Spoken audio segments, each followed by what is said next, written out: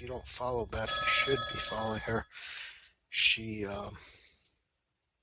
actually was privileged to go to college and have professors that were actually traders. So she has some really good insight. And she says she's ready. Okay, so let me get her handle up here first so everybody can follow Beth. And you have any questions for her, she likes direct messages or emails. You can do both. Come on, where'd it go? There it is. All right, there's her smiley face. All right, here we go, everybody. It's time to talk to Beth and see what she's up to. She's just a really tough person in general. Hello, Beth. How are you? Hey, good morning, everybody. How are you doing? Good morning to you as well. It's 3:42 where you are, right? Yes, Wow. What time did you get up this morning? 2 a.m. Hear that, folks? Don't want to go against her. She's up at 2 a.m. That's awesome. Wow. How are you feeling? How are you doing? So good to hear your voice. I'm doing good. I'm doing real good. Things have been progressing very well. So hopefully I have one more treatment next week, a couple of days down, and I should be good to go from there. So. And what do you attribute that to? Do they have a really good handle on what's going on now, or are you just responding better to same old, or? Well, the first round of treatment, the side effect medications hadn't had time to really kick in. So the first treatment was a bit more intense. But once my second treatment came around, I had already been on the side effect medication. And so it went by a lot smoother. And I'm expecting the same thing with the third one. So when you're saying side effect medication, they give you something just to help you for the side effects as well? Yes. The side effects are horrible. So. Wow, that's great though that they were able to, find something to counter that. I mean, make life better for you. That's great. Yeah, the initial treatment makes me sick for about 48 hours now. After that, I've had a quick recovery this time, so I'm expecting that on the next one. Wow. So. And what is the frequency? Is it like every couple months, or how? What is your time schedule now? Every 21 days. Oh wow. So, and like I said, next Tuesday is my last one, so I'm hoping to be good to go after that. Yeah, wow, that is great. Wonderful. So you're expecting to not have to go through this anymore then, no? Yeah, this should be it. Fingers crossed. Wow. Well, that's great news. All right, everybody hear that? All right, well, we're definitely, our thoughts and our prayers will be with you, that this is it for you, and of course that you just get through it as quickly and as painlessly as possible. I'm not good with pain. Your pain tolerance is probably about 10 times higher than mine. No, I'm a big baby. Well, I'm sure that stuff like this, you get through it. It makes you stronger. What do they say? If it doesn't kill you, it makes you stronger, right? Sure. That's awesome. So I had a couple of ideas as far as trading this morning. That's why I was going to let everybody in on it. Okay, great. Yeah, love to hear it. The first one I wanted to look at was the guppy, the pound yen. Okay, I'll pull that up. We have pound data coming out a little bit later as far as the official bank rate and the MPC rate statement. That's something I'm not expecting a whole lot of an event out of it, but looking at the weekly on the guppy, it's at a 50% retracement of the previous move, and on the daily we were having a flag pattern, and we recently broke out of the flag pattern to the high side. So basically, if we can stay above 184 throughout the rate statement, given that there's no changes, I'm looking for an entry to go long. And nice. And two, and this is more of a medium-term trade. This isn't a scalp. We need the dollar yen to kind of get out of its way, but it's also in a pattern that should lead it a little bit higher. So if that was to follow through, the guppy should really move higher. I agree with you on that dollar yen. It's really it's just testing people's traders' will, fortitude. But it really, I mean, above 118 half. I mean, looks good. Haven't seen it really pull back like the dollar index. So definitely someone's it's being supported. Looks like. Yeah, and I got a little bit of extra input from a fellow trader. I'm expecting the dollar yen to hit between 122 and 124. Well, we Before know Goldman's very bullish on dollar yen. They have much higher targets long term. right, right. I think we'll get a pullback before that, but yeah, I think it's going to go a little bit higher, and I think that's going to help support the guppy in going higher. And if the flag pattern was to play out on the guppy, there is a lot of room to go higher. So yeah, she's talking about we this have been break closing of this trend line retest. Boy, it would have been nice to have gotten in on that test of 182 because then you had a nice buffer going into the decision this morning if you wanted to keep some. Yeah, in case we take off, gap up or whatever. The elections really helped that take off. So yeah, it would have had to been in front of that. That's right. I forgot about that. That would have been tricky. Could have went either way. Yeah, yeah. And also, excuse me, the Euro New Zealand. That's something to keep an eye on with the Kiwi tanking like it is. All right, let me grab that.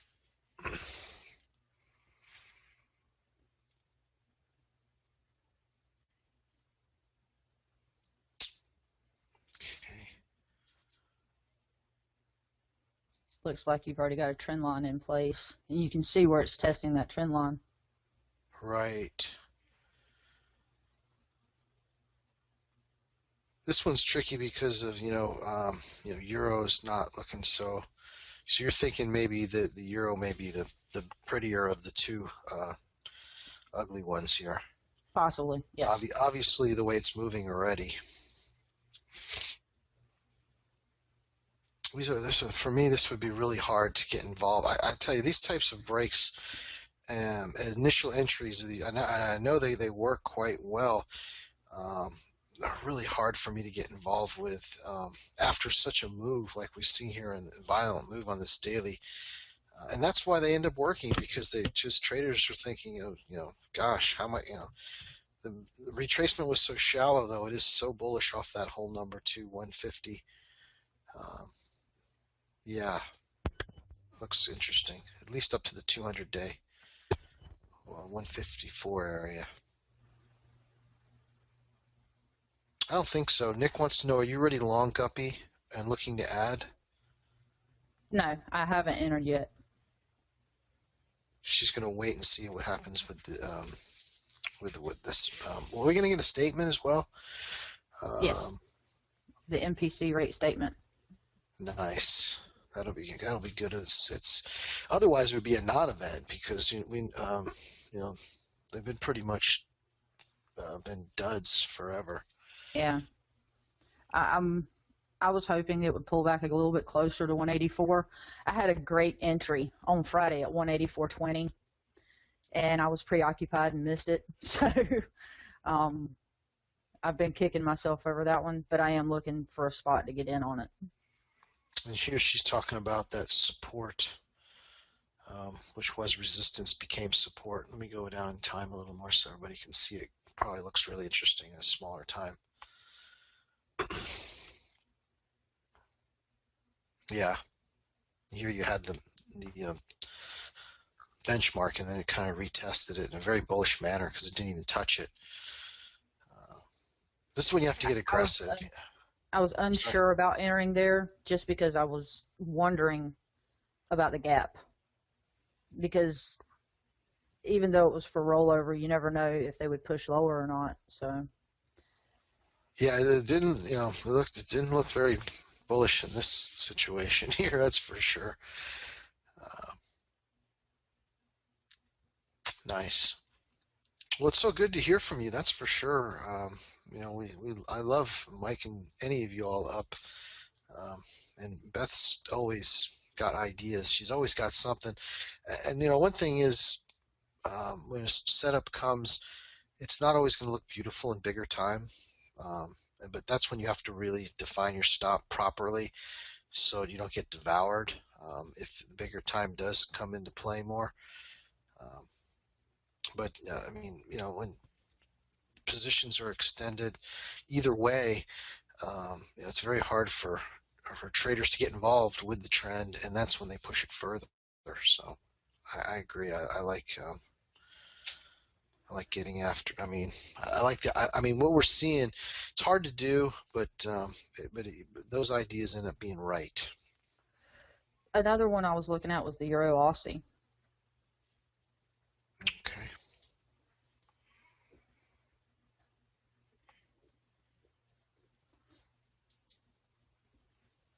Go to the daily first. This thing.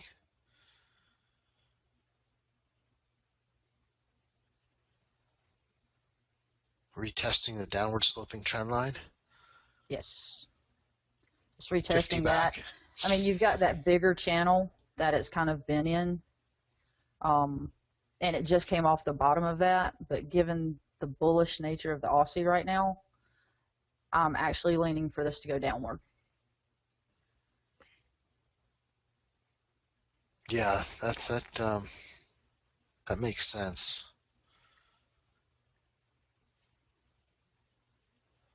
Just have to get a good defined entry. There was really pretty entries up at that 43 half zone. Yeah. Again, though, you had to get in front of data. If you pull out on the daily, it's actually still in a good sell zone. It's hanging around. More time? More candles you want? Well, I mean, the area where you're at is fine. But you can tell where you've got that huge bearish candle right after the doji. Okay, yeah, the engulfing this thing. Yeah. So maybe a retest actual, of what is that? 140, 141 half area. That might be good, huh? Yeah. Let me go in smaller. That looks like good resistance. The bottom of those bullish wicks in here. We're right at it too. Are you in this trade now? Did you just get involved here? Yeah, at 140, 144. So there you go, folks. Help her out. And this is another medium term. I have projects going on all week, so I'm not scalping as much. Next week is a big week for me. I have my exam on Monday and then treatment on Tuesday. So wow. Well, if you can't make it, we understand. Of course, as always, just glad just to see you pop in for a couple. That's what I tell everybody. Don't feel obligated to be here, but if you can come by, even stay high for a couple minutes, that works for me. I'm typically always in the background. Well, it's awesome to have you around. And Roy says he loves your accent. Doesn't she have a great Southern accent? She's from North Carolina. She's definitely a Southern belle. All right. I knew I'd get you that one. And Nick says, what are your targets on the Euro Aussie? If I'm actually going to hold it for a while, I like 137. Yeah, you have to. I mean, that's where the bulls have come in the past. Looks like a magnet. I mean, and maybe even one of these lower trend lines if that gives out. Yeah, if the euro shows more weakness, if it doesn't make any more rallies past 113 to 114, the way that it's been leaning, even on the weekly, to me, it looks like it's got a lot room lower, especially if the Aussie can hold up its bullish intentions. This is really cool because, I mean, after RBA, they lowered interest rates, but this, Stevens was talking about, hey, don't expect more soon. And markets really forgot about that rate cut quickly as Aussie moved higher, like Beth's talking about. So she's watching this 50 back, 618, all this area. Um, and I should be fibbing it the other way now. Let me change this out. Hold on. Get rid of that. And let's fib up and see what we have to watch out for as far as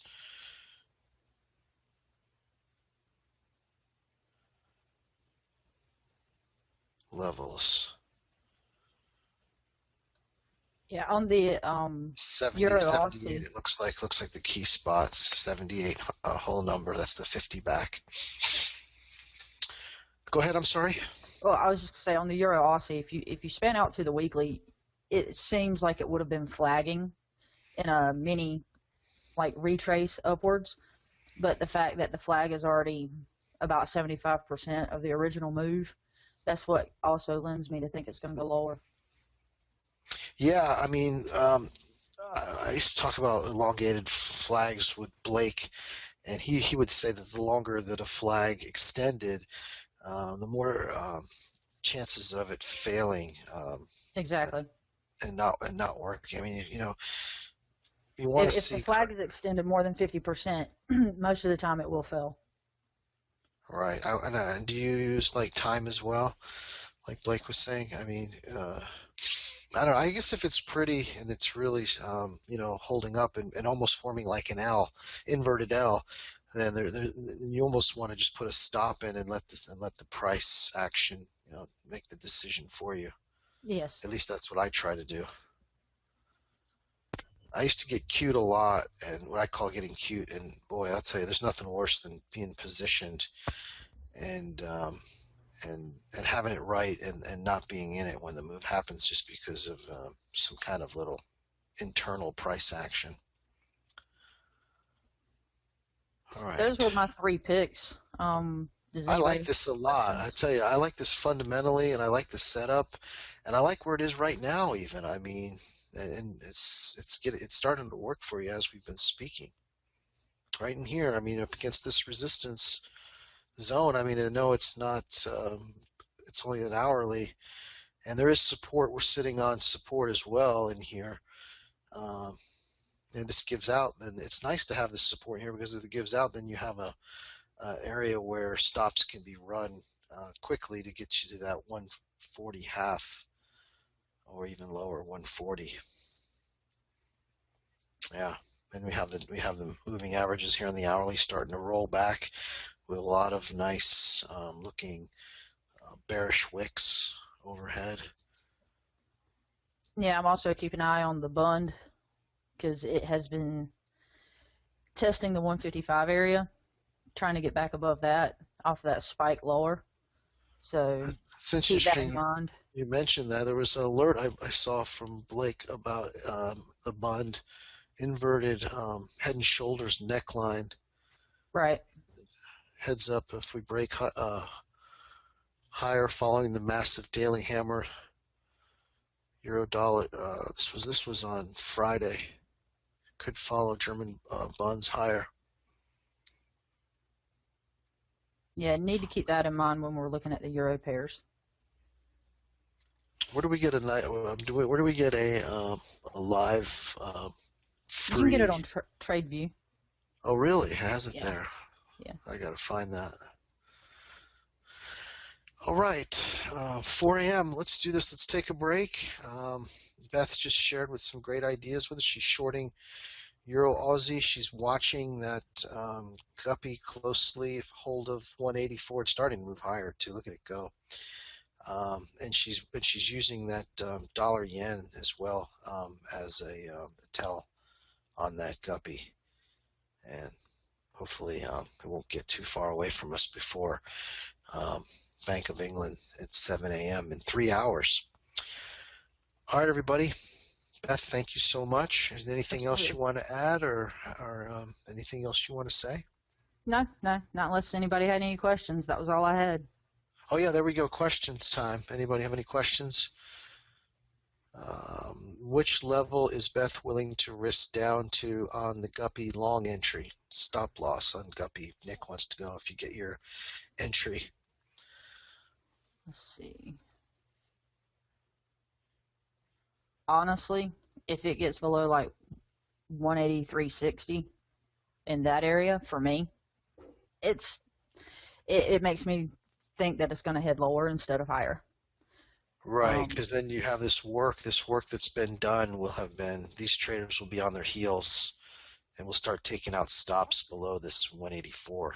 See, my biggest theory is I don't give something 100 to 200 pips most of the time to go against me, because I could have reversed and made that 100 or 200 pips and always re-enter. So I normally don't let things move very far against me before I'll say, hey, it's 30 pips out. I'm going to take the loss, wait for it, and re-enter at a better price. So Yeah, that makes sense. that's just my style. Well, that that's somebody who's probably trading with more size and somebody who is always protecting what they have, and that's real trading, folks. You're more worried about what you're going to lose than what you're going to make, because you know how hard it is to get a 2-for-1 trade when you're giving 100 or 200 pips. I mean, that's just, it makes trading much more difficult, I think. My viewpoint on that is you don't know what's going to happen 2 or 3 days from now. So if you're letting something run several hundred pips against you and it never comes back, it's not that you made a bad trade, but to me that's almost, it could be bad trade management. And you can always get a better entry. You can always reassess the situation. There's always news coming out and things of that nature. So for me, it pays to be on top of things. I don't like to wait. I have no patience. So I tend to move faster, and if it's not working, I just get out and find something else. Well, I think a lot to do with that kind of how your technique, how you're going to attack markets in general is what's going on with the volatility. I mean, over the summer, you could just camp in trades, and every day they were just, going your way over and over. Right. But, markets have changed a lot since then. We're not in that environment anymore. And, it's made sense to be a lot quicker and to have that style. But who knows, maybe later on in the summer things will calm down more, and maybe more set it and forget it stuff. All right, everybody, we're going to take a break. Any more questions for Beth? Nick says, likewise, how much, did we already get that? Oh, yeah, we already did. Okay. No, he wants to know on the Euro Aussie short how much you're going to risk to the upside. We didn't get that one. Let's see. Give me just a second. Let's see, 140, 150. I might give that one about 100 pips. Probably closer to 70, 140, 240. I'm going to put an order in right now. We're at 141. I'm going to get in right now. I'm going to hit the bid at 141.46. Small, and then I'll add higher. I like the idea of adding higher. I like this fundamentally a lot, and so cool. This is interesting. If you like to let things run and see exactly the top notch stop loss should probably be somewhere around 143.50, and give it a few pips above that, because that's where the last major resistance came in. So. Right. Yeah, you got to give this one room. This thing can really move, and this is the one you can easily get a couple hundred out of it. I mean, I guess you just have to know your vehicle, and some of them can really fly, these crosses, and others, of course, the more the majors, you have to be more conservative with. All right, good stuff. Oh, come on, I didn't get filled. What's going on here?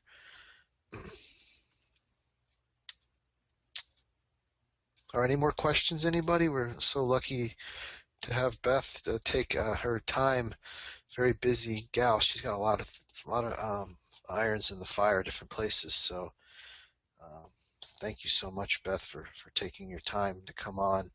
Anytime you want to be mic'd up, you see something, you know, I'll mic anybody up. I don't care about accents or anything.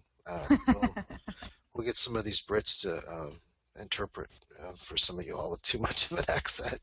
I know If they Michael can doesn't want to get understand me, mic'd they up. should be able to understand anybody. Oh, please.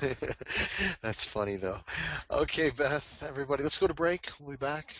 We'll be back and we'll wrap things up. Remember, Bank of England, 7 a.m., so take it easy if that's what you're doing. And Nick says, thank you so much, Beth. Beth wishes. Best wishes, of course, everybody. Yeah, this is her last treatment, so she's going to Rambo through it and be back before Thanks, you know it. everybody. I appreciate it. Hey, yeah, we're all thinking about you. And if you want to send her an email or anything or a message, make sure you follow her. Here's how you follow Beth, REHGALFX. I know most of you already follow her, but if you're new, please follow Beth. And great stuff. She's got a lot of insight that a lot of us would never be able to get. That's for If you sure. look at that, you can actually see I had posted a couple of charts about the guppy. So.